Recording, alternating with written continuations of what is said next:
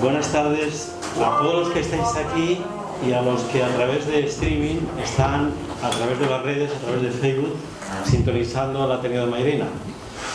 Según nos contaba José Ramón Antúnez, que es el artífice de esta nueva travesura magnífica que nos abre al mundo, abre la ventana del Ateneo al mundo. Hasta ahora van unas 700 visitas de la intervención del otro día, la conferencia que dio la científica Reyes Tirado sobre cambio climático. De manera que hoy vamos a tener la oportunidad también de que vean este tema que a mi modo de ver es doloroso, triste, pero es emocionante por otra parte que hoy la sociedad andaluza y aquí en concreto en el Ateneo pues podamos descubrir lo que vais a descubrir. Quiero saludar especialmente y agradecer la presencia aquí de Cecilio Gordillo, es la memoria histórica. Memoria histórica de hecho. Y también saludar a Carmen y a Vicky, que ya conoceréis luego un poquito más tarde algo de sus vidas y de los parientes, ¿no?, a los que vamos a homenajear. Bueno, arrancando ahí con Triana, uno de los grupos y de los temas que le gustan a Cecilio. Cecilio Gordillo nace en Medina de las Torres, en Badajoz, en 1953. Medina de las Torres se halla al sur de Badajoz, cerca de Zafra, tiene 1.200 habitantes. La Betulia céltica fue conocida como Ulurtiñazcum, citada por Plinio el Viejo y por Ptolomeo. Durante la ocupación romana se llamó Contributa. En la etapa árabe fue conocida como Torre de los Moros y arrebatada a los árabes en el siglo XIII por Pelay Pérez Correa, reagrupando a núcleos familiares que en torno a aceñas o molinos hidráulicos, más de 30, había en los ríos y arroyos cercanos. ¿Qué recuerdas de tu infancia en Medina de las Torres? Bueno, la verdad es que los recuerdo de esos 10 primeros años, que es lo que yo estuve viviendo allí.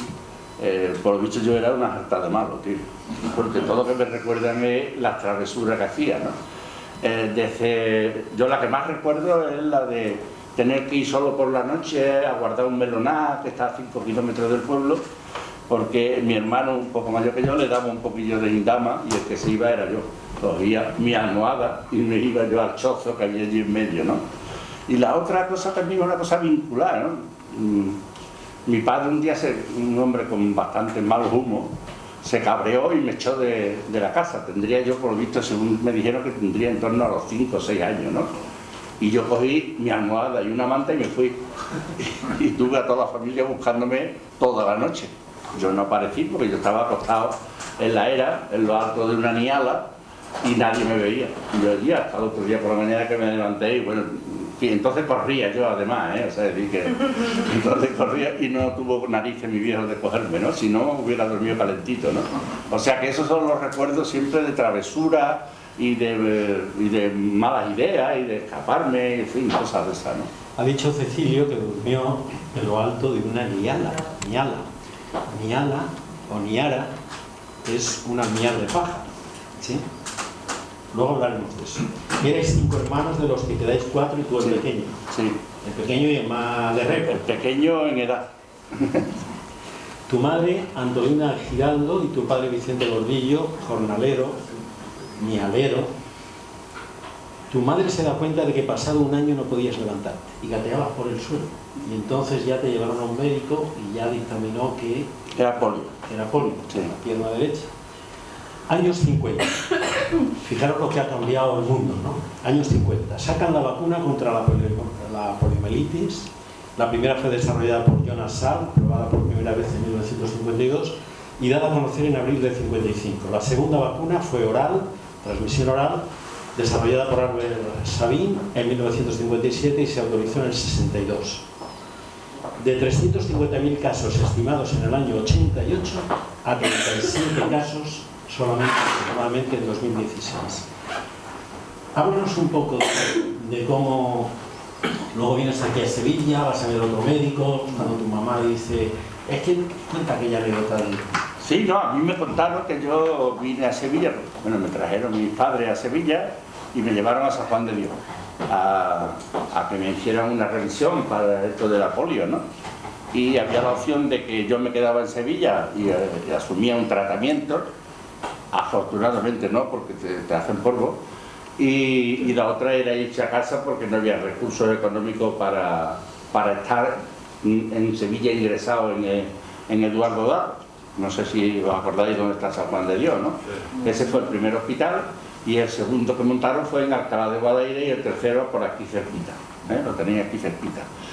Y el tema de fondo de la polio, el tema de fondo de la vacuna de la polio fue una pelea interna entre los militares y los falangistas, a ver quién era el que controlaba el tema de la distribución y la comercialización, en definitiva, de la vacuna de la polio. Eso provocó que no se pusiera en distribución, o sea, no se pudiera empezar a hacer las campañas de vacunación al día siguiente de haber comprado la vacuna, sino que se perdió un tiempo, y en ese tiempo fueron miles de chavales los que quedaron por el camino, ¿no? Porque muchos por la polio llegan a morir, ¿no? Y bueno, eso nos ha marcado en cierta forma a muchos, ¿no? En muchos sentidos, ¿no? Para mí por lo menos era una especie de desafío, ¿no? Eso de estas cosas a mí nunca me ha preocupado lo más mínimo, y de hecho incluso lo tomaba casi como un desafío personal, ¿no? Has trabajado en la construcción, has sido taxista, carnet de primera, cuenta cómo sacaste el carnet de primera. No, sí, o sea, decir, eso eran desafíos personales, ¿no? O sea, decir que para mí era indispensable trabajar, no solamente porque hacía falta trabajar en la casa para llevar dinero a la casa, sino porque yo debía de trabajar. Yo tenía que ser igual que mis compañeros y mis amigos, y Valeriano sabe algo de eso. Y había que estudiar además, o intentar por lo menos estudiar por la noche, ¿no? Trabajar de día, estudiar por la noche, hasta que ya entré a trabajar en una multinacional que lo que había eran turnos rotatorios, y entonces ya no se acababa. ¿Qué se cae de un turno rotatorio? Lo más débil. Y lo más débil para mucha gente eran los estudios, ¿no? Y se tuvo que dejar por el camino, ¿no? O sea, es decir, y ocurría, iba yo iba aquí. Claro, sí, y entonces una de las cuestiones que conocerán algunos de los que hay aquí, porque en fin, en los primeros años de la transición hay una limpieza sindical tremenda. Una vez que se legalizan los sindicatos, las empresas empiezan a despedir a todos aquellos que de una forma u otra van a dar la lata en los años siguientes. Bueno, y en esa recolecta que hacen las empresas limpiando el forro a gente, pues yo trabajaba entonces para el grupo Rockefeller, no era moco de pavo, ¿no? En la Gillette, y me echan, y bueno, me pertenecía una indemnización de 200.000 pesetas, algo, y me dan 1,000,000 y pico, con tal de que desaparezca del mapa. Y eso, ¿qué conducía entonces a que te echaban de una empresa de esa? Pues que rápidamente engrosaba las listas negras de la patronal, y por lo tanto, olvídate de volver a trabajar en una empresa. Ya no volvía a entrar. ¿Y qué hacíamos? Pues comprarme un taxi. Y entonces, para el taxi hay que sacarse el carnet de primera. ¿Y cómo coño se va a sacar un tío con poliomielitis y un carnet de primera si el inspector o el ingeniero que te hace el examen nada más que te ve te está diciendo que no vale, ¿no? Y entonces casi un poco nos peleamos el ingeniero y yo, intentando demostrarle que me mandara a hacer lo que quisiera, y si yo no lo hacía, pues estupendo, pero que sí, pero que tenía que hacer las pruebas, ¿no? Bueno, yo salí con el carnet de primera de allí, ¿eh? O sea, es decir, que al ingeniero se lo tuve que poner muy mal para que al final me aceptara la prueba y me tuviera que aprobar el examen, después de decir incluso que corrigiera el examen, que se habían equivocado ellos. O sea, es decir, que eso, terminé trabajando en tráfico y vivía aquí. Vamos a hablar con otro tema musical, Estefanía, y decir a las personas que si están ahora en directo con nosotros a través de Facebook, que estamos en el ciclo de transparencias del Ateneo de Mairena y de Balfarafe, y que cada segundo jueves de cada mes tenemos a un personaje invitado a este ciclo. Vamos ahora con música buena. Santana y Maná.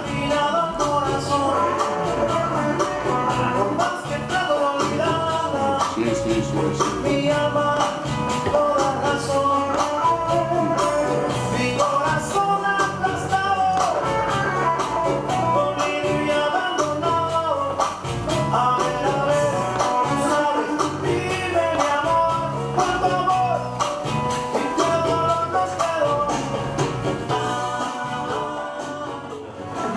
¿Cuándo te metes en la CGT? Año 78, me parece. Bueno, yo no me meto en la CGT, a mí Comisiones Obreras me mete en la CNT. O sea, es decir, porque estas cosas parece que da un poco de corte de decirlo, ¿no? O sea, es decir, yo pertenecía a Comisiones Obreras, como pertenecíamos casi la mayoría de los trabajadores, a las Comisiones Obreras, no a comisiones, sino a las Comisiones Obreras. Y la asamblea que decidía si legalizaban o no legalizaban el sindicato había que elegir los delegados. Y en esa asamblea no se invitó a los miembros de la comisión de los 100 que éramos en el metal, ¿no? Y al final fueron a Barcelona a la asamblea pues los que estaban ya elegidos de antemano en los circuitos cerrados de la Paratici del Partido Comunista, ¿no? Cuando se legaliza comisiones, pues había que pasar por taquilla a recoger carnet, y a mí no se me da el carnet, no, ni a mí ni a muchos otros compañeros, que también hay algunos por aquí, ¿no? ¿Con eso qué pasa? Pues que te ves entre la espada y la pared en una época tan dura como es el 79, estamos hablando del 79-78. Pues rápidamente tenemos que casi, como decía, que hacer cursillos rápidos para ver cómo nos enteramos de cuáles son los otros sindicatos posibles y dónde nos metemos, porque hay que estar organizados, ¿no? Así que muchas veces después, con los años, cuando la gente de comisiones, los compañeros de comisiones me decían: es que tú te fuiste a la CNT. Y yo, no, yo no me fui a la CNT, ustedes me metieron en la CNT, que fue un problema porque tardamos 2 meses o 3 en decidir dónde nos íbamos, y fue duro la designación cuando estás educado sindicalmente en una organización, en un movimiento, de golpe y porrazo buscar una alternativa a eso para organizarte, ¿no? En 1998, 20 años después, secretario general de la CGT de Andalucía. Sí, un tío. A ver. Bueno, yo se lo comentaba el otro día a un compañero que estaban haciendo una especie de crónica de estos hechos, ¿no? O sea, es decir, yo a los 2 meses de estar afiliado a la CNT, rápidamente te entregan un cargo para que te vayas puliendo, ¿sabes? Y empecé a coger, pues primero en el metal, como trabajador del metal, luego en transporte, luego en publicidad, y cuando no era secretario de prensa y propaganda, o sea, el currela de turno, el negro, ¿no? De hacer las octavillas, que luego además de hacerlas tenías que tirar, o sea, o rotulista pintando murales por ahí, pues al final terminaba secretario. Yo siempre he tenido una vinculación muy particular con lo que es la formación, ¿no? Y siempre me ha interesado mucho eso, y entonces cuando no era práctico era formación, cuando no era secretario del sindicato sectorial, era secretario del sindicato a nivel de Sevilla, y terminamos en el secretario general de Andalucía, ¿no? Hasta que ya en el 98, o sea, 20 años después de afiliarme, dije: mira, ya está bien, ¿no? O sea, dejarme tranquilito una época, que ahora voy a hacer lo que yo quiera, ¿no? Y te pones a trabajar, y en 2000 el canal de los presos. Más de 2000 personas murieron en aquella historia. Bueno, nosotros decidimos, una serie de gente, un grupete muy pequeño, de 4 o 5 personas, de crear un grupo de trabajo. Un grupo de trabajo del sindicato, no una asociación, sino un grupo que empezara a formar, a dar conocimientos de la historia a los trabajadores, que éramos unos analfabetos. En eso tuvo mucho tacto el franquismo, ¿no? Nos limpió el forro directamente del cerebro y nos hizo a su imagen y semejanza, ¿no? Así salimos, ¿no? Y nos propusimos empezar a enseñarle a nuestros compañeros de la organización qué era eso de la historia de la clase obrera, ¿no? Cuál eran los antecedentes que teníamos, qué ocurría cuando nos dicen desde los medios, desde la calle, eso de anarquista, que suena a diablo con el rabo y cuernos y la hostia, ya no es... O sea, decir, entonces, algunos nos propusimos dedicar una faceta de nuestra vida a ese tema. Y yo me acuerdo que empezamos con un personaje que después en Sevilla se ha recuperado, creo, ¿no? Que es el doctor Pedro Ballina, ¿no? El doctor Pedro Ballina, el primer acto que hacemos es una maratón de escribir. Durante un fin de semana cogimos todos los ordenadores del sindicato y le invitábamos a todo el mundo que escribiera 3 o 4 folios de fotocopias de un libro que se editó en Argentina para volver a editarlo en Sevilla. Y fue tal éxito, por ejemplo, por primera vez algunos miembros del PSOE entraban en la CGT a picar, cosa que ya te llamaba la atención, ¿no? Algunos diputados, hostia, esto ha tenido que ser algo gordo cuando vienen aquí a picar, ¿no? Y fue muy interesante, fue una experiencia alucinante, ¿no?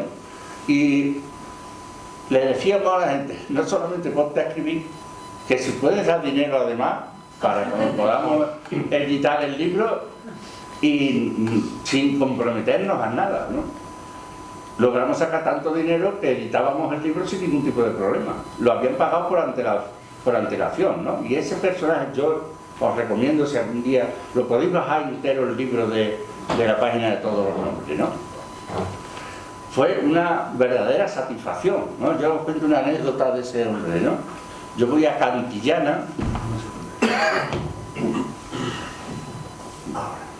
Yo voy a Cantillana porque en Cantillana este hombre montó un hospital antituberculoso construido por los afiliados de la construcción de la CNT en medio del campo, al lado de un canal, ¿no? Y entonces, buscando a esas referencias, yo fui a Cantillana un día y pregunté a dos personas mayores que estaban en un parque: mire usted, yo estoy buscando un hospital, era lo que se hablaba, ¿no? Un hospital de un médico de los años 20 que estuvo por aquí, un tal Ballina, y se me quedaron los dos hombres parados mirando y me dice: usted se refiere a don Pedro Ballina, ¿no? Digo, sí.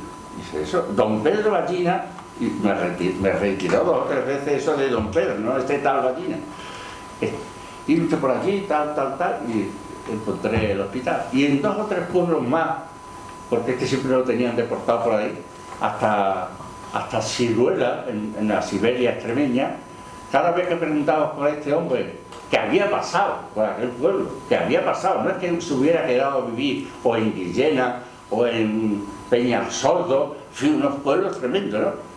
Preguntaba y siempre había información sobre ese personaje. Alucinado, de tal manera que llegamos incluso a Almadén, que es donde se estableció ya en el Hospital de los Mineros de Almadén, donde se conservaba una parte de su biblioteca profesional, y conforma parte del fondo de una biblioteca histórica que tiene Almadén, ¿no? O sea, era tremendo, ¿no? Y el segundo libro que hicimos para enseñarle a los sindicalistas de dónde venía esta historia, fue un libro que se llamaba La jornada laboral de las 6 horas en 1936, ¿no? En Sevilla se firmó un convenio de la construcción en 1936, donde la jornada laboral era de 6 horas al día, 6 días a la semana. Y en verano se terminaba la jornada laboral a las 12 de la mañana. Porque en Sevilla trabajar a partir de las 12 de la mañana en verano es perjudicial para la salud. Eso dice el convenio de la construcción de 1936. Y eso que eran unos analfabetos, ¿sabes? Que si llega Barcelito y bien dorado, la Virgen, ¿no?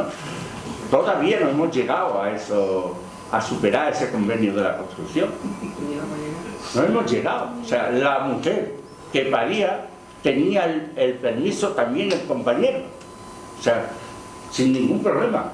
Tanto ella como él tenían permiso. Eso todavía en España no se ha conseguido a nivel general. Y eso se firmó en 1936.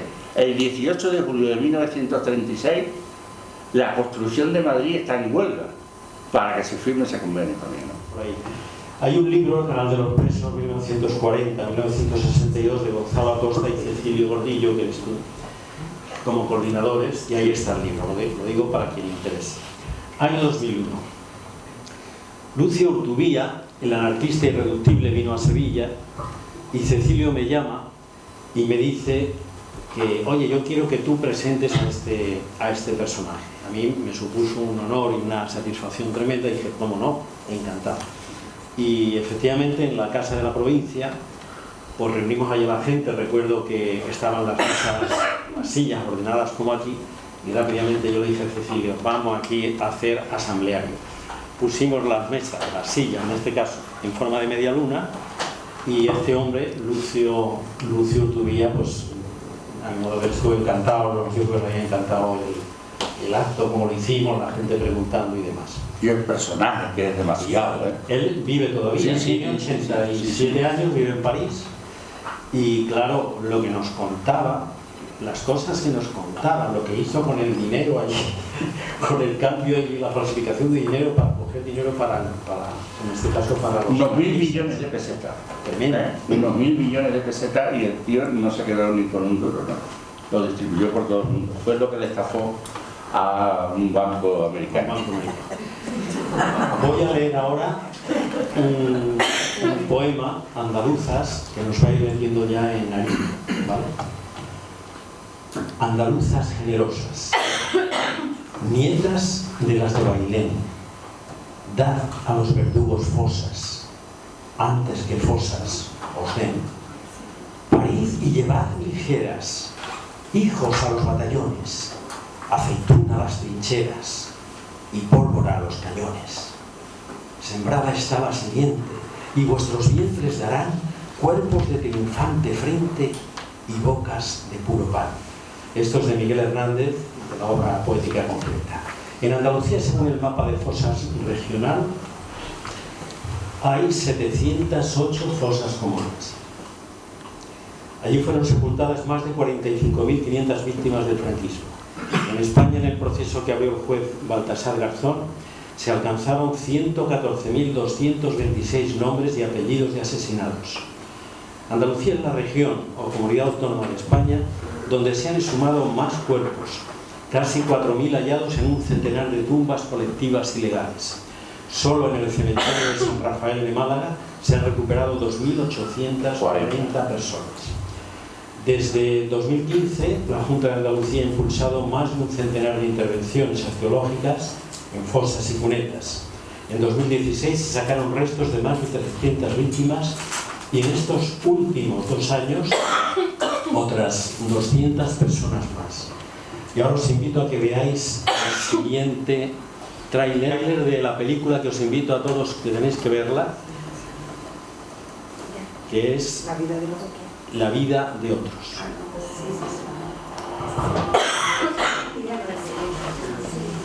Los directores son Almudena Carracedo y Robert Boa.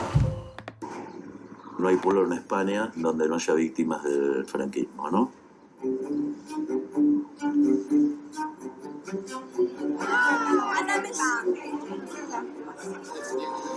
conocimiento es necesario espectro de crimen. No es algo que mira al pasado. Estamos peleando por el futuro. Nos vamos a adherir como Asociación de la Memoria Histórica de Lora de Río. Nosotros nos vamos a adherir a este proyecto con muchísimo entusiasmo. Nos interesa meterlo en los pueblos. La recogida de firmas de apoyo y las mociones de los ayuntamientos. Ayuntamiento a ayuntamiento. Si efectivamente la jueza decide imputar y dictar órdenes internacionales de detención respecto a estas personas, las posibilidades que se nos abren se expanden absolutamente. Y todo esto va a ser una bola de nieve.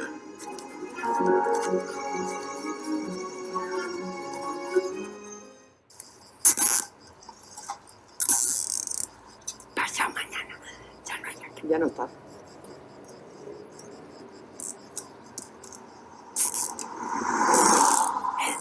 El sitio de la fosa. En la fosa.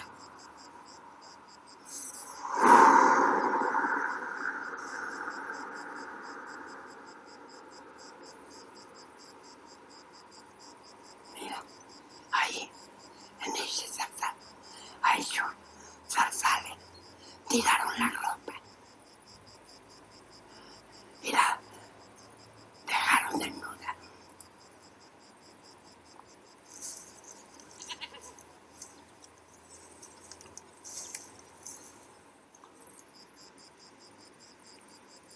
Lo injusta que es la vida. No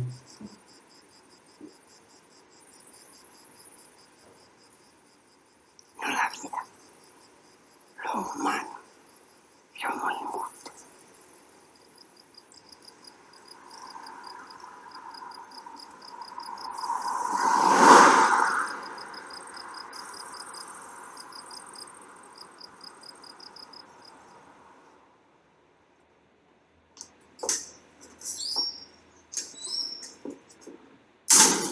estamos aquí para lo del ADN primero. Para los ADN. ADN. ADN. NN. MN. El ADN. El ADN. ADN. Sí, ¿para qué te lo van a coger? Para ver si soy hija de mi padre. Eso es. Y tu padre es tu padre y tú su hija. Porque hay mucha más gente enterrada con él. ¿El nombre completo? Ascensión. Bueno, la mía es de Ascensión Mendieta y Guerra. Le voy a pedir que abra la boca Abro. y le voy a frotar, en la mejilla quito la por dentro. temperatura? No, no hace falta. Bueno, pues.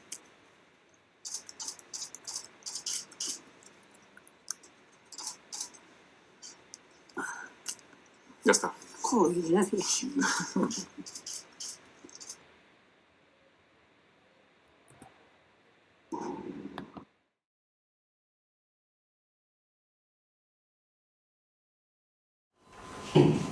Cecilio Gordillo es uno de los impulsores de todos los nombres, que ha recuperado del olvido a 100.000 personas. A ti te daban yuyu los cementerios, de hecho, la primera exhumación que fuiste te mareaste. Sí, sí, cuando murieron mis padres, mis hermanos me prohibieron entrar en el cementerio, ¿no? Para no montar números. Me dijeron, mira, no vayas a montar números, quédate en la puerta, estás más guapo allá. Y no era la primera, pero era la más dura, ¿no? La más fuerte, ¿no? Que fue en la Puebla de Cazalla, ¿no? La Puebla de Cazalla yo fui a ver a los compañeros cómo estaban exhumando un grupo, Francisco Echevarría, no sé si había escuchado hablar de él, que fue el forense del caso Laza Zavala, el forense que localizó los restos de los niños que habían quemado en Córdoba. O sea, es el tío que ha hecho la analítica a los restos del presidente chileno, a ver si se había suicidado o lo habían asesinado, etcétera. O sea, es decir, y entonces él llevaba la exhumación y el espectáculo era tan duro que yo, que estaba sentado así mirando la fosa tenía 4,5 metros de profundidad, era aprovechando una cantera de arena, allí tiraban las personas y luego las taparon y luego igualaron el terreno, de tal forma que en ese desnivel llegaba hasta 4,5 metros de profundidad, ¿no? Entonces, mirando, el espectáculo era tan duro de restos, ¿sí?, que me dio un mareo, ¿no? Por visto, pero un bajón la tensión o cualquier cosa de esa. Y gracias que en vez de caerme para adelante, me caí para atrás. Si me llevo a caer adelante, me llevo por delante a algunos de los que había allá abajo, ¿no? O sea, es decir, que siempre me ha dado mucho... Bueno, hoy una de las cosas que se ha aprendido es que ya no me da reparo los cementerios, tampoco los restos humanos me dan eso, pero hasta hace poquito, ¿no? No le dan ahora ya yuyu, porque hace unos días tuve la oportunidad de acompañarle en el cementerio de San Fernando. Él estuvo informando in situ, fijaros la labor pedagógica, en los lugares donde hubo varias fosas comunes, estuvo informando a 2 profesores y a un grupo de alumnos, eran unos 15, del Instituto Albert Einstein de Pinomontano. A los jóvenes hay que darles a conocer aspectos de la reciente historia de España que se han tratado de ocultar durante los casi 40 años de dictadura.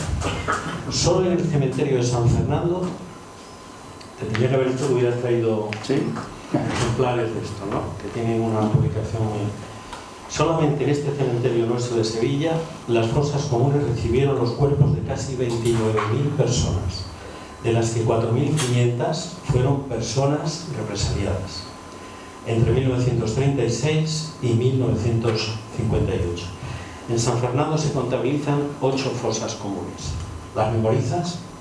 Sí, no, la primera es Picorreja, que es la primera fosa que cronológicamente se van cavando, que es donde están fundamentalmente todos los cargos políticos, una corporación completa, de la gente de izquierda, como Horacio Hermoso, el alcalde a la cabeza. Estaba la Infante, hay diputados provinciales, hay todos los responsables políticos de las organizaciones políticas y sindicales, están todos en esa fosa, porque son todos eliminados entre el 18 de julio y los primeros días de agosto. Entonces correspondían a esa fosa y ahí hay.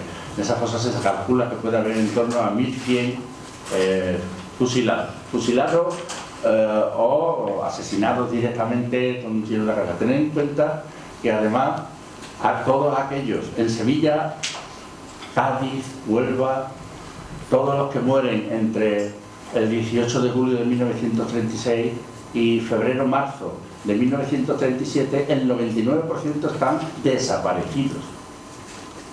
Están tan muertos como mis viejos, pero están desaparecidos legalmente. O sea, no está inscrita su muerte en el registro civil, por lo tanto está desaparecido. Y eso es una de las cuestiones más importantes que nos queda por resolver el movimiento, ¿no? Pero está la picorreja, ya me estaba enrollando. El monumento, está la antigua, luego los nombres yo no, exactamente. Va bajando en cuanto al nivel de represaliados en esa fosa, contra más se va alejando de los primeros meses del 36, va bajando el nivel. Pero la última es la de la zona de los disidentes, que son donde hay algunos apellidos conocidos. Por ejemplo, Pepe Díaz está por allí, ¿no? Y ahí son los últimos que entierran, que son guerrilleros, que son en las emboscadas o fusilados hasta el 1953-54. O sea, es decir que tenemos donde elegir, ¿no? Y hay trabajo eso. Es verdad que a partir de, según los últimos estudios, realmente los que darían hoy pie para exhumarlas son la primera, la segunda y la última, y la de disidentes, la última, ¿no? ¿Por qué? Porque el resto de fosas, la tercera, la cuarta, la quinta, la sexta y la séptima, pues en estos años son las más extensas de superficie, se han ido haciendo reformas urbanísticas, se llama así además, tiene base, reformas urbanísticas dentro del cementerio, y ello ha significado la destrucción de toda esa fosa. Bueno, es una manera de hablar, ¿no? También es verdad que en el 2009 se estuvieron construyendo nichos en el 2009, repito, digo por si alguno, 2009 se estaban construyendo nichos de tierra en lo alto de la fosa del monumento. Digo porque algunas veces estas cosas siempre apuntamos a esta parte, a la derecha, ¿no? Siempre apuntamos y no nos acordamos que la izquierda tiene la nariz a la hora de llevar unas ciertas políticas, ¿no? Como por ejemplo la política de la memoria, ¿no? Por ejemplo, la política de la memoria. En el anuario de 2015 de las fosas comunes leo el testimonio de una mujer, Elena Fernández Muñoz. El 22 de agosto del 36, mi madre fue a ver a mi padre al penal del puerto y le dijeron que ya no tenía que ir más, que ya no estaba. Lo habían matado. Unos falangistas detuvieron un mes antes a todos los concejales y a él, José María Fernández Gómez, que era alcalde del Puerto Real. Mi padre era periodista y trabajó para El Sol y El Noticiero. Lo que hicieron con él fue un asesinato puro y duro, pero yo no quiero venganza, solo encontrar a mi padre y enterrarlo. Ahí acabará mi lucha. Aquí tenemos hoy en el Ateneo de Mairena a dos personas, Vicky Landero, nieta de Juan Landero, jornalero de Coria del Río. ¿Te quieres acercar, Vicky, sí? Y nos cuentas la manera que tú quieras hablar de tu abuelo? Pues nada, él era jornalero, él era de Huelva, de un pueblo de Huelva, pero se vino a vivir a Coria. Él empezó a trabajar en lo que es la campaña de la aceituna y el señorito para que él trabajaba, pues se negó a pagarle su trabajo. Él andaba detrás de él, que le tenía que pagar, que era su trabajo, no estaba pidiendo nada que no fuera suyo, pero no había manera. Empezó a moverse de los sindicatos, empezó la CNT, él se apuntó a la CNT y al día siguiente de apuntarse a la CNT, pues vinieron por él, le dieron un tiro, delante de su mujer, de mi abuela, y delante de 5 hijos que tenía, entre ellos mi padre.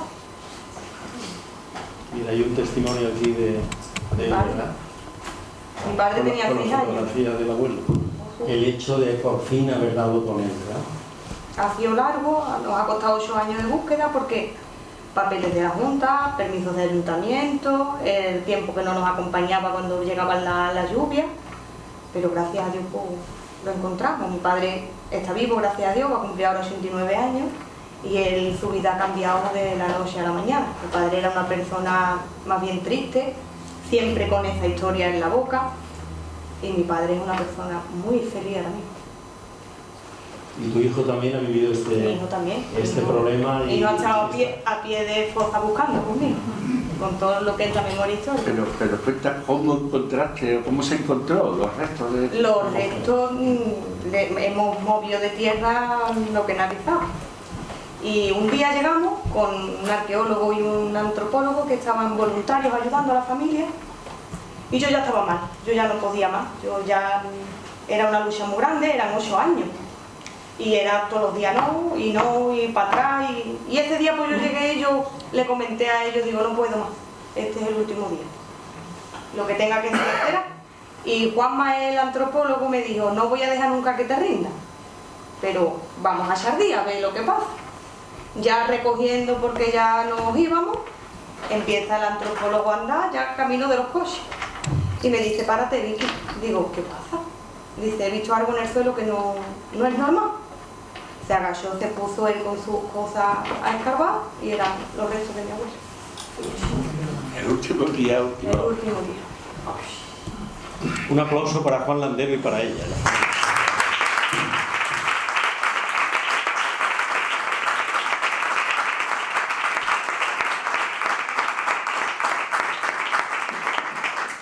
Y el otro testimonio, Carmen Castro, su abuelo Antonio Castro Lobato, también en parecidas circunstancias desapareció, y ella ha traído un texto que nos va a contar en ese texto. Sí, porque no me fío de mí. La historia del abuelo. Ante todo, públicamente darle las gracias a la Asociación de Memoria, a la Asociación de Todos los Nombres, que fue lo que empezaron los pioneros, y que sin ellos yo creo que esto no hubiera arrancado. Bueno, empiezo. Mi familia paterna llegó de la Aral a Sevilla a mediados de los años 30 y allí vivían de una tienda bar y las tierras que mi abuela había heredado. Eran 8 hermanos, 2 varones y 6 mujeres. El mayor era mi padre, José Castro Montero, y emigró al arruinarse la familia.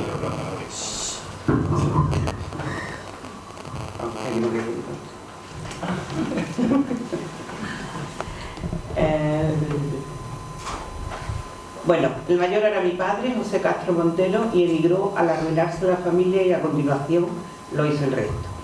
Entre los trabajos que tuvo, uno de ellos fue en el puerto, y allí fue donde contactó con el Partido Comunista de España. Cuando llegaron sus familiares, se establecieron en la calle Enladrillada, en la llamada La Casa de los Muertos, justo al lado de los Jardines del Moro. Entre mi abuelo y mi padre se había producido un desencuentro en el pueblo, y al llegar a Sevilla, su padre le propuso colaborar en el PC, como una forma de volver a encontrarse los dos. Las hermanas montaron un taller de camisería en la casa que por la noche se convertía en dormitorio. Mi abuelo, Antonio Castro Lobato, empezó a colaborar en una célula que se reunía en la Plaza de los Carros y cuya finalidad era falsificar los documentos necesarios para quitar de Sevilla a las personas que estaban perseguidas. Un día, 1 de septiembre del 36, hubo una redada y los detuvieron a todos. Estuvieron torturándolos varios días para que facilitaran la lista de los nombres que estaban gestionando. Se entiende que alguien habría dicho que la tenía mi abuelo, cosa que era verdad. Una noche se presentaron en la casa familiar y entró la policía diciendo que en la calle habían dejado a mi abuelo y si no le entregaban la lista lo mataban allí mismo. Cuando lo detuvieron, mi abuela le dio la lista a una aprendiza del taller para que se la entregara a mi padre que estaba escondido en su casa. Así que mi abuela, que no sabía si ayudar a su marido o a su hijo, al final optó por mandar delante a una hija para que avisara a mi padre antes que llegara la policía, a donde estaba la lista. El partido ya había tenido noticias de la caída y ya ni mi padre estaba allí y los de la gente de la lista también estaban quitados en medio. Entonces el dueño de la casa lo habían guardado en una puerta rota. Y cuando la policía llegó pidiendo la lista, él se defendió pegándole a la mujer y a la hija y recriminándolas por esconder algo sin que él lo supiera y que ellos no sabían lo que contenía. No le pasó nada porque en cuanto tuvieron la lista en su padre se fueron corriendo. Al día siguiente, que fue cuando fueron a llevarle la comida y la ropa a la cárcel, le dijeron que no estaba allí, que no volviera. y eso fue lo último que se supo de él. Todo el mundo dedujo que en esos días fusilaban las tapias del cementerio, y así lo han creído siempre. Hace 2 meses que el Ayuntamiento de Sevilla ha publicado un libro de memorias del cementerio, en el que daban entrada a todos los fusilados y fallecidos por otras causas. Como sabíamos el día que el sargento de la Guardia Civil, un tal Galinde, se lo había llevado de la cárcel junto a 2 presos más, en la redacción de ese día está mi abuelo, en la fosa Monumento, donde siempre le habíamos puesto flores el 14 de abril, por supuesto, sin saber que estaba allí.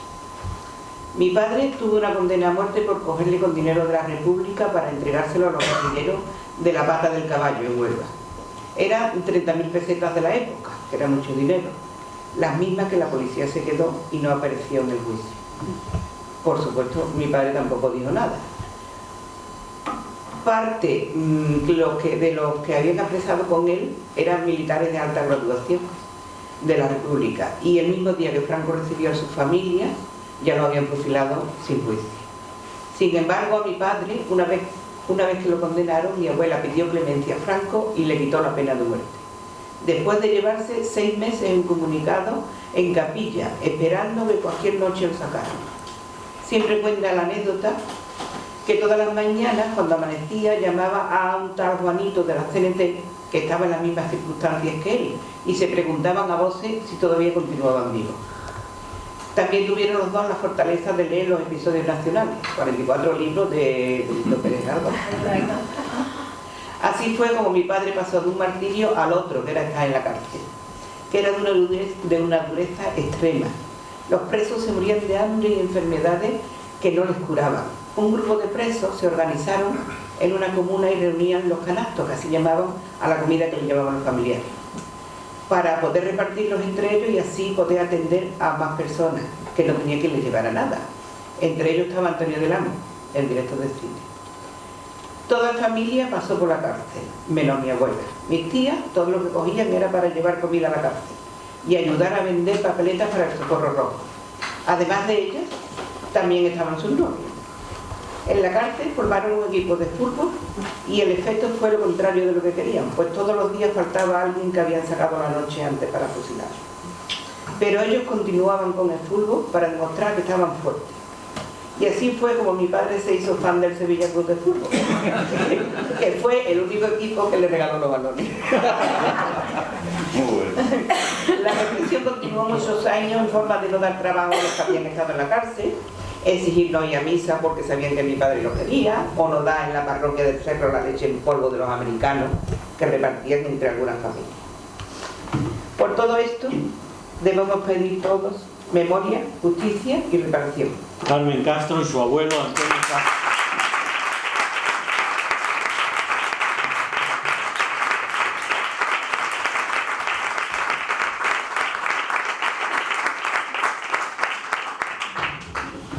La recuperación de la memoria histórica y las actuaciones para exhumar restos tienen 2 pilares legislativos: el decreto 334/2003 de 2 de diciembre y la ley 52/2007 de 26 de diciembre.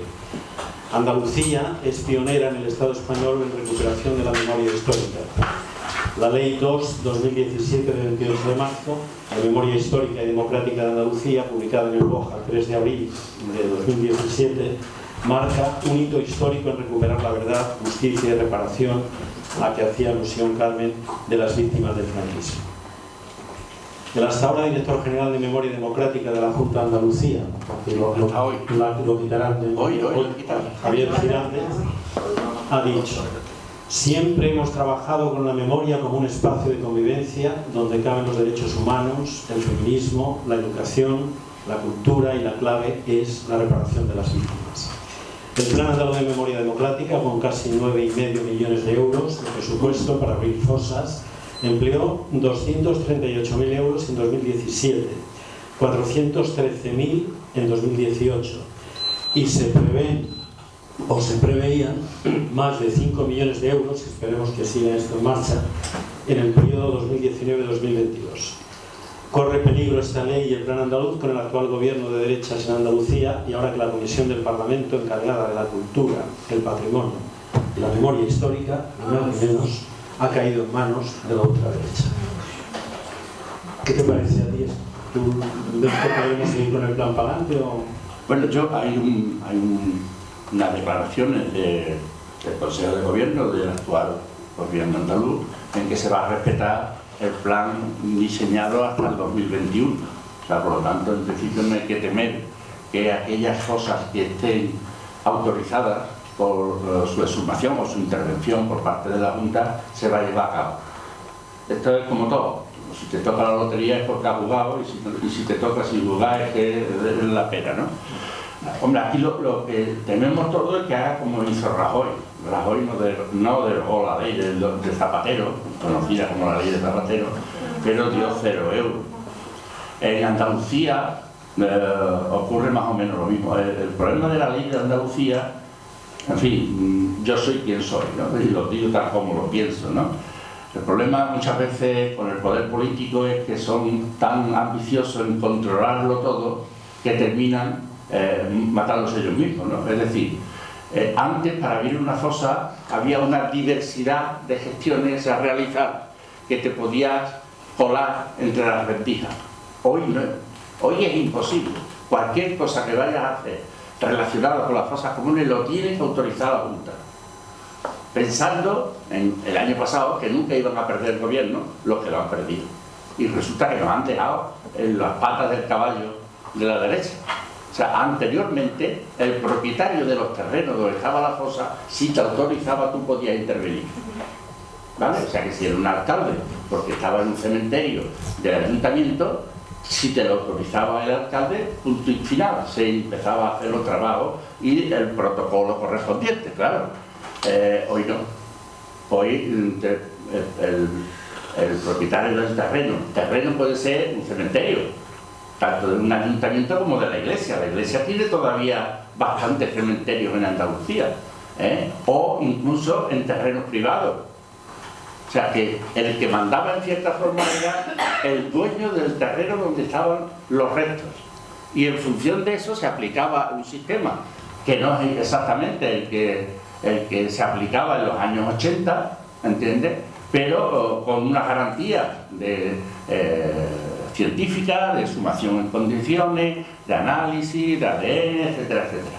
Pero antes hablaste tú de la fosa común más importante de Europa Occidental, no de España, de Europa Occidental después de la Segunda Guerra Mundial, de paisanos, no de militares, no de un campo de batalla, que fue Málaga, ¿no? Pero es que la segunda fosa más importante de España también está en Andalucía, está en Constantina, y se sumó por parte del gobierno de Leopoldo Calvo Sotelo.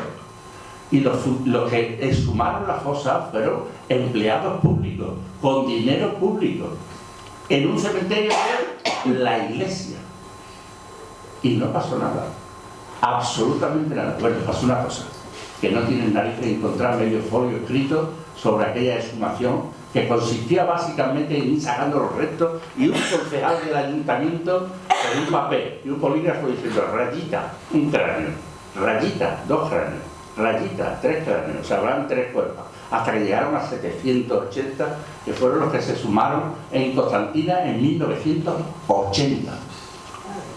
O sea, es decir, que muchas veces estos detalles se nos ocultan.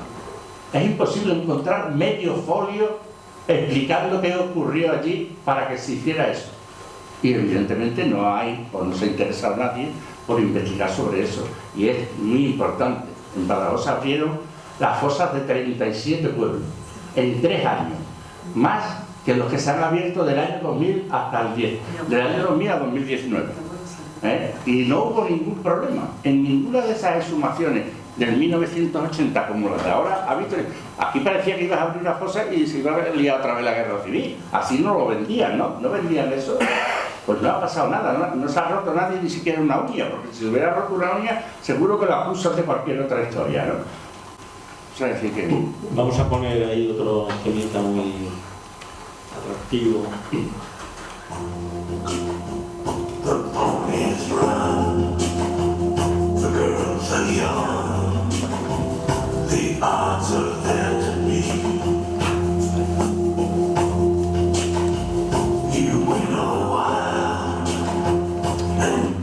Ay, perdón. La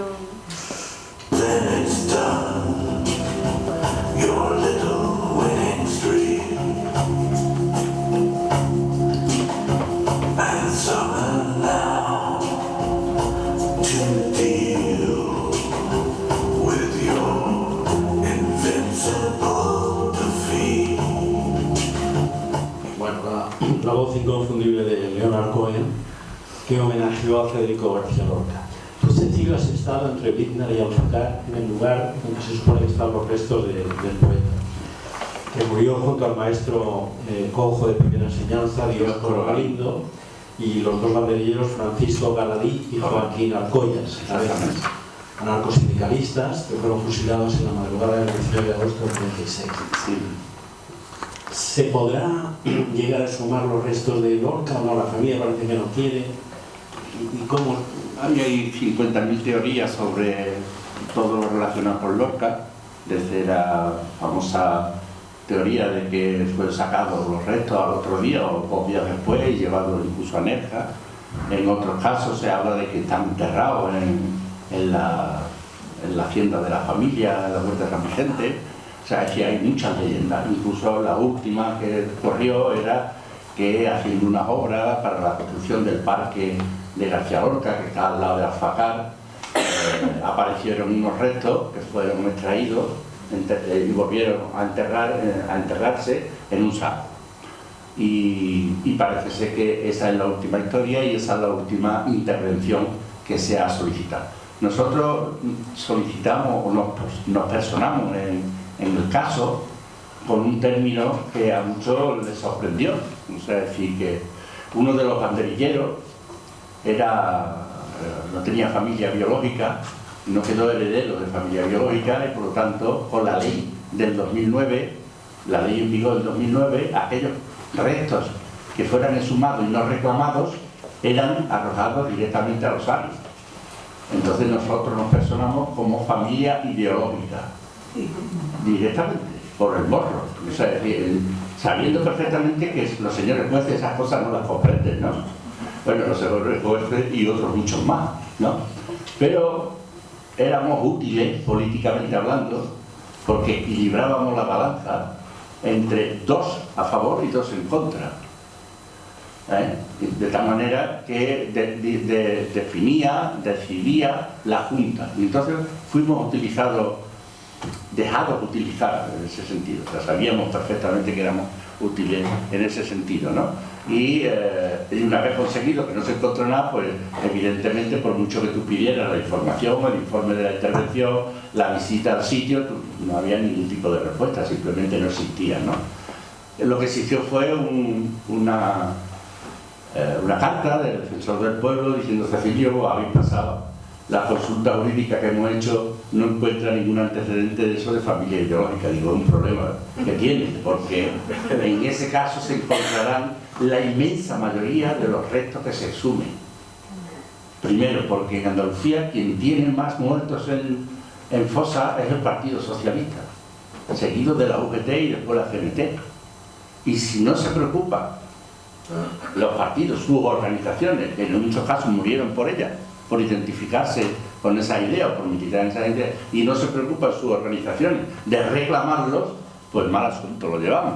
Bueno, pues seguimos en esa, intentando. La última, en este caso, una vez que hicieron el caje de bolillo García Lorca, es muy dado a ser utilizado, bueno, la figura, el nombre de García Lorca es muy dado a ser utilizado en todos los sentidos, tanto por la familia como por la academia, la universidad, hablando en plata, sobre todo de Granada, y también por los medios de comunicación. O sea, si eso es tremendo, pero es así, ¿no?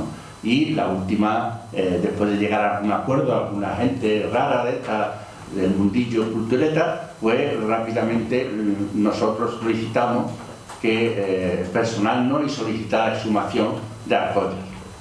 De Joaquín Arcolla como persona que nadie lo va a reclamar y que no tiene familia biológica, y resulta que ahora somos los solicitantes de aquello, porque los que decían que lo iba a solicitar no lo solicitaban, estaban calentando el terreno para que alguien lo solicitara. y ahora mismo estamos esperando esa reacción, a pesar de que nosotros... Y la última pregunta antes de acabar el tema. Hoy oía en la televisión y escuchaba que parece que mañana el gobierno va a dictar ya por fin la exhumación del dictador. Sí. ¿Cómo ves? Vamos a verlo. Sí, sobre todo que verlo sacar allí y llegarlo donde lo lleven, porque ya... yo tengo un amigo, y un amigo muy conocido de ustedes también, que es Nicolás Sánchez Albornoz, que vino con su padre en 1977 y bajando del avión le prometieron que se solucionaba lo del Valle de los Caídos. Sabéis que Nicolás Sánchez Albornoz fue de los pocos presos que logró huir de Cuelgamuro, del campo de concentración, que tiene una película divertidísima a pesar de la historia que es, y que él tiene todavía, con 90 y algo de años que tiene, todavía tiene la espinita clavada de que aquel sitio donde que lo construyeron los presos con tanta fuerza, con tanta eso, sigue siendo un insulto a la memoria de los que murieron, incluso trabajando allí, o a los que están enterrados allí en contra de su propia voluntad. Ni siquiera le pidieron opinión a la familia, ¿no? Por lo tanto, este hombre, imaginarse, ¿no?, lleva desde el 77 esperando, y es una promesa tras otra la que le han ido haciendo continuamente. Y uno a otro nos decimos, bueno, Cecilio, esta es la última, ¿no? Ahora vamos por ello. Y yo no te confíes que te vuelven otra vez a engañar, ¿no? Así que hemos llegado a una cosa. Cuando lo veamos, que están sacados, no que lo van a sacar, no, que está allá afuera, y que van a algún coche para algún sitio, entonces diremos, yo, es verdad, lo han sacado, se han atrevido, ¿no? Vamos a acabar con un tema musical muy igual.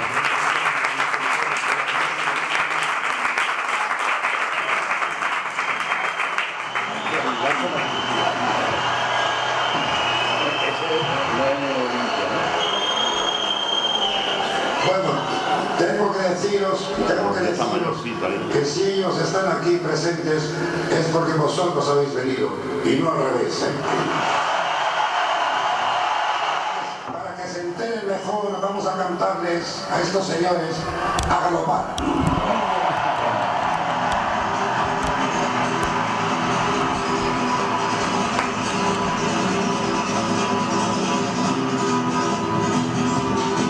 Las tierras de España, las grandes, las solas desiertas llanuras, galopa, caballo, cuadrando, jinete del pueblo que nadie me sueña, a galopar,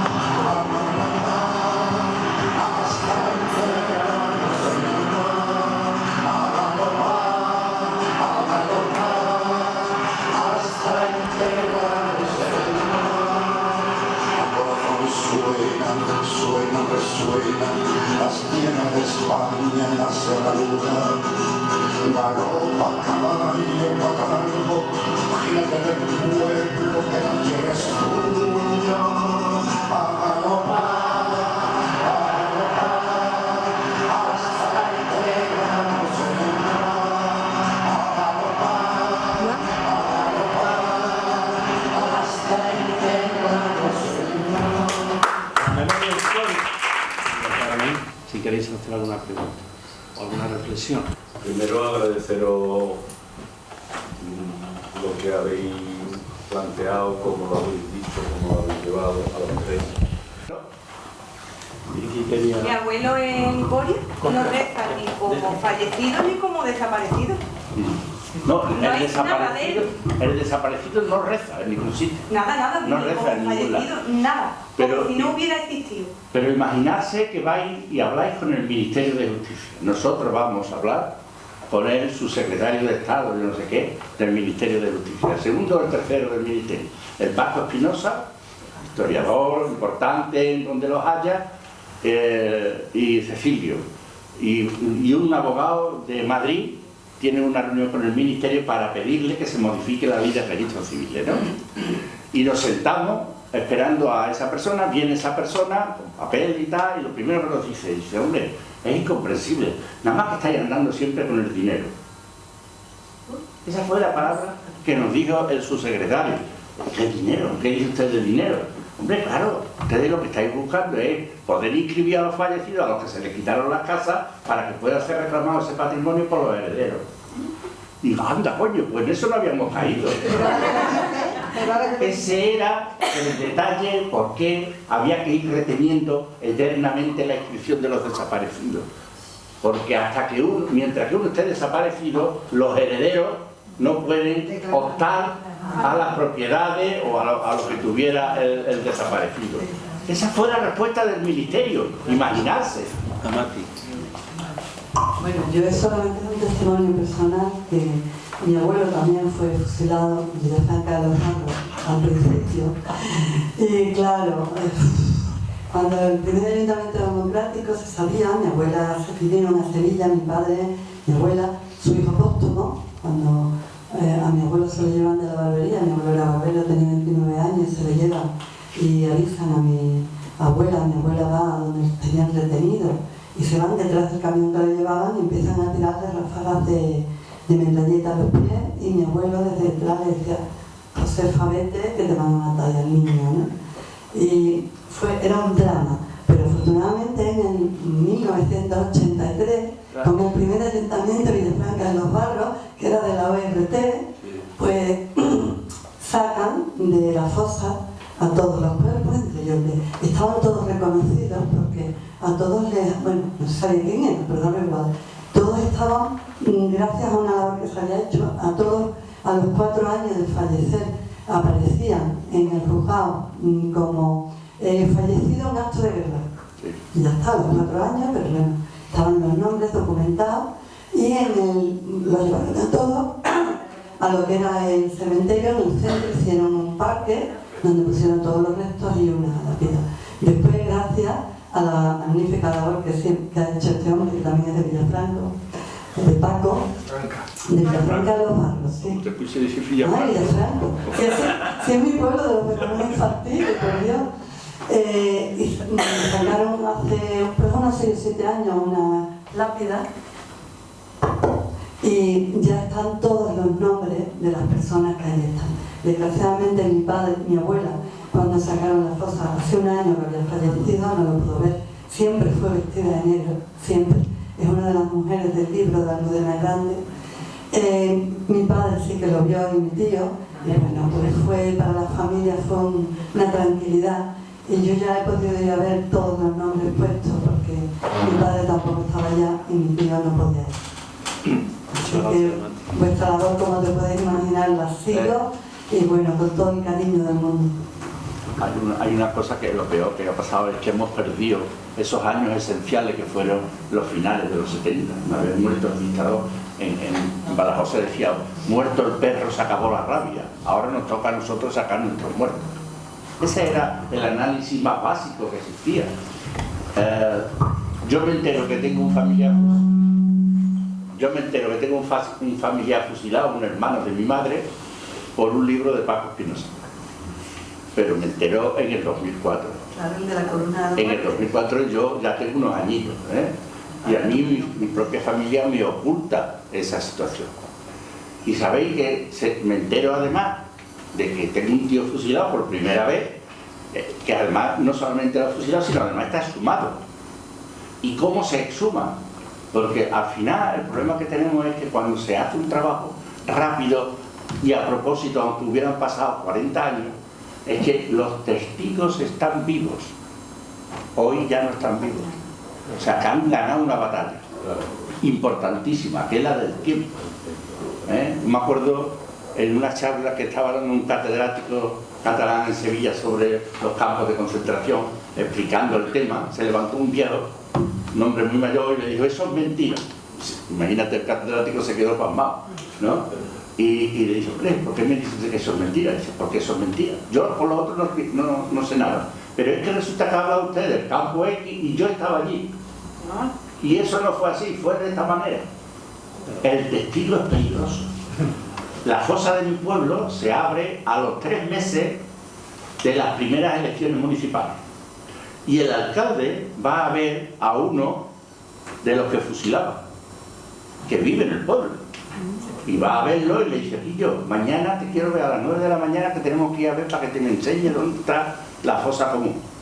Pues imagináis el número, ¿no? ¿Cómo? Este hombre se descompuso, pero sí, todo lo que tú quieras, pero tú me tienes que llevar a mí a ver dónde está la fosa, porque no queremos liarla, no vaya a ser que nos equivoquemos. El alcalde buscaba a su propio padre, que estaba en la fosa también. Y este hombre fue con el alcalde, le enseñó el sitio, se sumó a la fosa, se sacaron los 56 cuerpos y se enterraron, y punto y pelota. Y allí están puestos los nombres, incluso muchas fotografías ya de ellos, etcétera, etcétera. Eso es lo mínimo que se podía esperar, ¿no? Problema que surgió en aquel momento, que es que había un silencio cómplice por parte de las organizaciones políticas, fundamentalmente del PSOE, porque incluso de la ORT hubo uno que tuvo un problema, un alcalde, el pueblo que está al lado de Mérida. Al lado. El último pueblo de la carretera general antes de llegar a Mérida. Torre Mejía, exactamente. El alcalde de Torre Mejía también era de la ORT. Y a este hombre, por abrir la fosa con gente del subsidio agrario, le abrieron un expediente y le quitaron una vaca. Como indemnización por la multa, le quitaron una vaca. Esa es la única noticia que apareció en un periódico. La anécdota no de la fosa, sino de la vaca en el país. Lo único que publicó sobre el tema de la fosa, cuando se sumaron 37 pueblos, y el único sitio donde está firmada la sumación es en Montijo. En Montijo hay un tío con un Super 8 y lo graba, y es de las pocas imágenes sobre una sumación que existen ahora mismo en internet, ¿no? Una intervención allí detrás, Valeriano. Mi mujer es la que debería hablar, porque de su familia, no la mía. Mi suegra, que tiene 96 para 97 años, que conocen aquí, resulta que su hermano fue un caso curioso. Y curioso en el sentido de que él era un militante, de los primeros militantes del PSOE de Badajoz, ¿no? Y él decía que no tenía que irse porque no había hecho nada malo. Al final se fue a Portugal, y estuvo en Portugal. Se tiene constancia de eso por cartas de él a la novia, etc. Y de pronto desaparece. Un desaparecido. Claro, yo intenté localizar algo, ¿no? Y al fin lo conseguí a través de un amigo historiador de Cáceres. Y este fue el que... ¿Julián Chávez? ¿Qué? ¿Julián Chávez? Sí, seguramente, Julián Chávez. Este es el que nos dice que lo habían fusilado el 6 de septiembre del 36. Pero nada más. Y la pregunta de Teatro Cecilio es si era un desaparecido tan desaparecido, porque ya lo he tumbado todas las historias que hay con lo de la Plaza de Toros y tal, ¿cómo luego hay alguien que sabe que lo mataron tal día? Eso me ha llamado la atención. Y nosotros pensamos que mi suegra tiene 96 y no se quiere morir. Bueno, hay un detalle. No se quiere morir porque quiere saber dónde está su hermano. Evidentemente, además es lo más normal del mundo. Hay un detalle, o sea, los militares van dejando un reguero de papeles por todos lados que es tremendo. No habrá una ficha de inscripción en el registro civil como fusilado o porque se ha dado una pata de un caballo. Dependiendo de lo que pusiera, te daban una indemnización o no te la daban. Si decía que se había caído un ladrillo y te había matado, pues entonces tú tenías derecho a una pensión alimenticia por viuda. Pero si tú te mantenías en 13 de que tú lo habías fusilado y por lo tanto yo no voy a firmarte un papel, pues tú te morías de asco o de pena en una esquina, ¿entiendes? Y punto. O sea, decía, hasta ese nivel. Pero vas dejando mucho rato. Y cuando viene la época de los consejos de guerra, sobre todo a partir de febrero-marzo del 37, son miles y miles y miles de consejos de guerra lo que se hace. Y en esos consejos de guerra se declaran muchas cosas y se ponen muchos nombres. Incluso, o sea, es decir, pues yo iba con fulano de tal que resulta que pasamos a Portugal y lo mataron allí. No hay en ningún sitio el nombre propio puesto, sino en una declaración de un tercero. Eso ocurre a cientos. Segundo, los militares no se han gastado en su vida un duro en ordenar los papeles, e incluso utilizan un idioma propio. No existe la H. No, la H no existe. Los militares le va a pedir tú que ponga la H. No existe la Y, existe la I latina. Y terminan con la falta de ortografía de esa manera. Porque ellos tenían que tener mucha información a recoger cuerpos. ¿De la Cruz Roja en España no? No, la Cruz Roja en España, relacionada con la guerra, lo que sí hay información es sobre la gente que salen al exilio, fundamentalmente los deportados a los campos nazis. Ahí sí interviene la Cruz Roja, ¿no? Pero aquí no hay mucha información. De los chiquillos exiliados, bueno, hay un detalle. Nosotros no hemos trabajado, no es que hayamos sido excluyentes, sino por una cuestión de capacidad, ¿no? Es decir, en la página web solamente están los represaliados, o sea, aquellos que mueren en la retaguardia, fusilados, sacados de sus casas, represaliados, etcétera, pero no los que mueren en el frente, ¿no? Por ejemplo, sería imposible. Sí hay mucha información sobre los que mueren en el frente en los otros archivos militares, O sea, es decir, que a nosotros nos han llamado incluso gente de lo que se dice, ¿no? Del bando nacional, ¿no? Pidiendo información sobre sus fallecidos. Y tú te quedas un poquillo alucinado, ¿no? Diciendo, pues usted no tiene por qué tener problemas. Eso lo hizo Franco el día siguiente que ganó la guerra, empezó ya a hacer su base de datos que se llama la causa general, y el Estado español, muy demócrata es, uno de los primeros documentos que sube a Internet, cuando se empieza a funcionar Internet, es la causa general. No a subir ninguna base de los fusilados por la derecha, por los falangistas, por la gente, los militares, tras el golpe. Pero la causa general está subida a Internet y accesible para todo el mundo, desde eso. De la Cruz Roja no lo hemos utilizado como fuente. Las fuentes fundamentales son los archivos militares, los testimonios, fundamentalmente de la familia, las investigaciones locales. Yo creo que ha sido lo más productivo que se ha hecho durante todo este proceso de los últimos 19 años, es que se ha disparado la investigación local, lo que ha hecho que algunos grandes historiadores como Paul Preston, etcétera, hayan tenido que rehabilitar sus libros y actualizarlos, porque se les quedaron antiguos. ¿Por qué se les quedaron antiguos? Por la investigación local. Y lamentablemente aquí se pegó el frenazo hace 3 años y no se ha recuperado todavía, o 4, y no se ha recuperado todavía. Andalucía llevaba un ritmo de investigación local muy importante, muy interesante, y hace 5 años se paró, pegó un parón, y de golpe un investigador viene a cobrar 2.000 o 3.000 euros por la edición de un libro donde se ha tirado trabajando a lo mejor 2 años. O sea que no estamos hablando de que le van a pagar el salario mínimo, etcétera, etcétera, por la investigación, ¿no?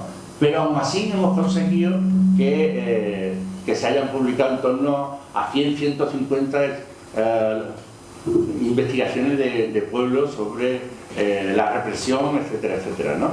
Y eso a nosotros incluso en algunos casos nos ha llegado los libros, los trabajos inéditos, antes de que se publicaran incluso, para que la gente fuera corrigiendo. O sea, muchas familias decían, mira, te mando la foto de Pepe, que era mi hermano, y que figure en tu libro, pero además, incluso yo conozco casos de libros que se han editado y el mismo día que se ha presentado se ha retirado. ¿Por qué? Porque en el acto de presentación ha visto tantas correcciones al libro que ha tenido que dar el escritor marcha atrás para volver a rehabilitarlo y volver a editarlo otra vez de nuevo si era necesario. Eso... No. ¿Alguna más, Valeriano? Yo quiero contar una anécdota personal que seguramente le va a gustar a Cecilia. Yo era un jovencito y fue a estudiar a Toulouse, en Puerto de Carrera. Un día otro compañero y yo nos fuimos a visitar a la sede de los anarquistas en Toulouse. Como sabéis, Toulouse la sede central. En la Rue de l'Étoile, no se me olvidará nunca, el Ateneo español, señalaba aquello. Entonces estuvimos mi amigo y yo hablando con el presidente, pero primero no digo que era presidente, con la autoridad francesa exigían que hubiera un presidente, ¿no? El hombre nos atendió muy bien, ¿no? Los estudiantes españoles, imaginaros, de aquella época. Y bueno, la biblioteca de aquí está a vuestra disposición, lo que queráis traer. Y el hombre dice, yo no voy a dar ningún discurso político, nada más que os voy a decir una cosa, que luchéis siempre por la libertad. Dice que toda cosa, ¿no? Deciros que desde aquí agradecer el respeto, el silencio, la atención que habéis puesto en hora y media, que habitualmente en un acto aquí parecido a este o no, pues la gente se va levantando, se va yendo. Eso es desde aquí muy emocionante. Agradecer a Carmen y a Vicky vuestros testimonios y decir, amigas y amigos, que esto es hacer Ateneos. Gracias.